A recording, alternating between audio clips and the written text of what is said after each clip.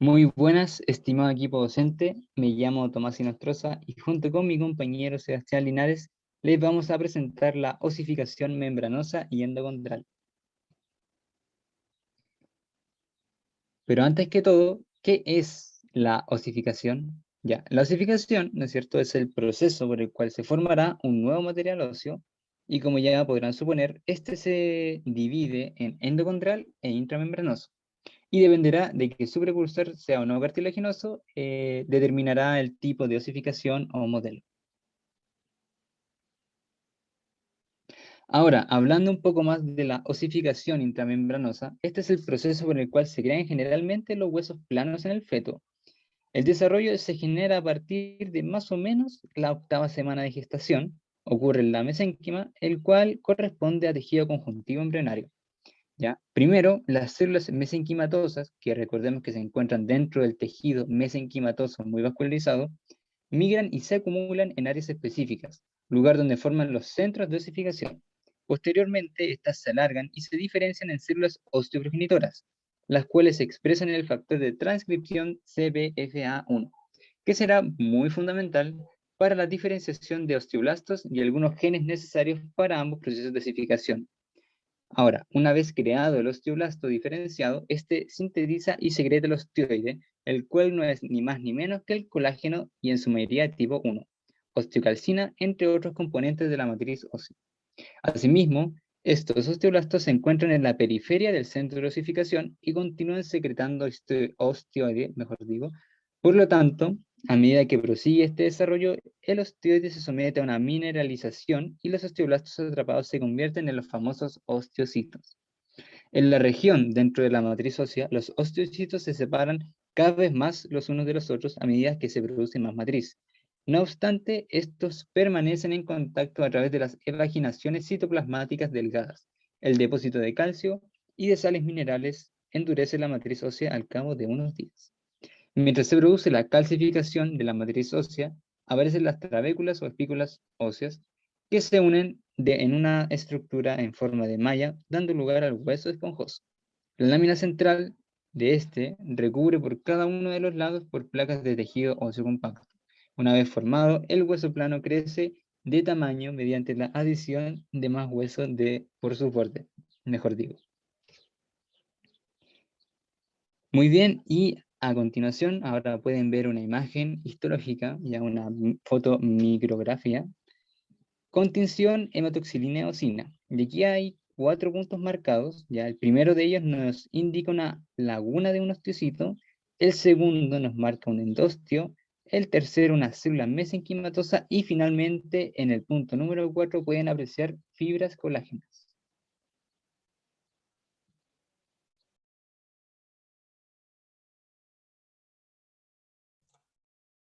Bueno, al igual que la osificación intramembranosa, la endocondrial comienza con la proliferación y acumulación de células mesenquimatosas en la región donde se desarrollará el hueso. Gracias a los factores de crecimiento FGF más diferentes proteínas morfogénicas óseas, las células mesenquimatosas se expresan en un principio colágeno tipo 2 y se diferencian en condrocitos que a su vez producen matriz cartilaginosa.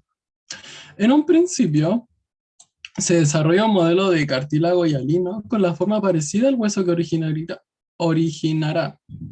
Al momento en el que se establece el modelo cartilaginoso, este experimenta un crecimiento intersticial y, y aposición que genera un aumento de la longitud. Asimismo, el crecimiento en el espesor se debe en su mayoría a la adición de matriz cartilaginosa producida por los nuevos condrocitos diferenciados de la capa condrogénica del pericondrio que rodea la masa del cartílago. El primer vestigio de osificación es cuando aparece una cubierta de tejido óseo alrededor del modelo cartilaginoso. Aquí las células del pericondrio en la región media de este modelo deja de producir condrocitos y en su lugar genera osteoblastos. Por lo tanto, el tejido conjuntivo que rodea el cartílago se transforma en periósteo, en donde es posible identificar una capa osteogénica. En resumen, en este último paso se genera una capa delgada de tejido óseo que cubre el modelo cartilaginoso. Posteriormente, los condrocitos se hipertrofian.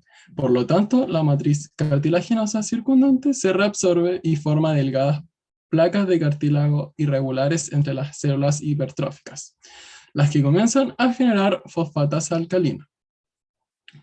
En paralelo, la matriz cartilaginosa se calcifica, impidiendo de esta forma la difusión de sustancias nutritivas y provoca la muerte de los condrocitos, que a su vez hace que la matriz se degrade y las lagunas adyacentes confluyan para formar una cavidad con mayor tamaño.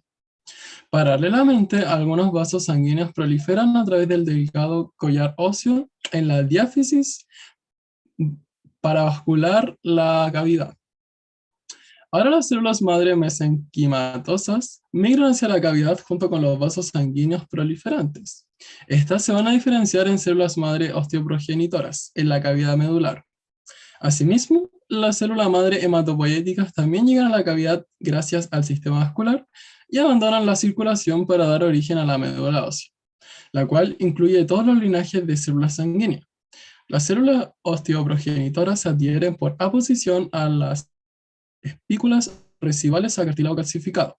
Se transforman en osteoblastos y comienzan a crear el osteoide, que se deposita sobre el armazón espicular. Esta primera región donde comienza a formarse tejido óseo en la diáfisis de un hueso largo se llama centro primario de osificación.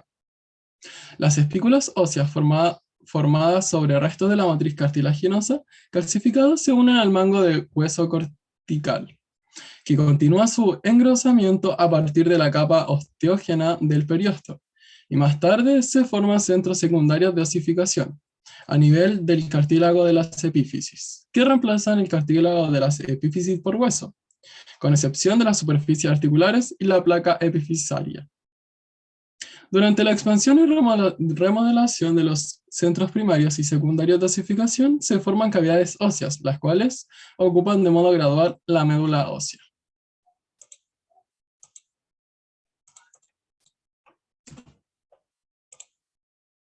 Histológicamente, se ilustra una fotomicrografía con tinción hematoxilina de eosina que muestra la osificación endocondral y las principales estructuras que actúan. Se puede observar de esta forma la matriz cartilaginosa calcificada, el centro de osificación secundario y la célula cartilaginosa hipertrófica. El crecimiento longitudinal del hueso es un proceso que ocurre en niños y adolescentes por medio de las placas epifisiarias de crecimiento.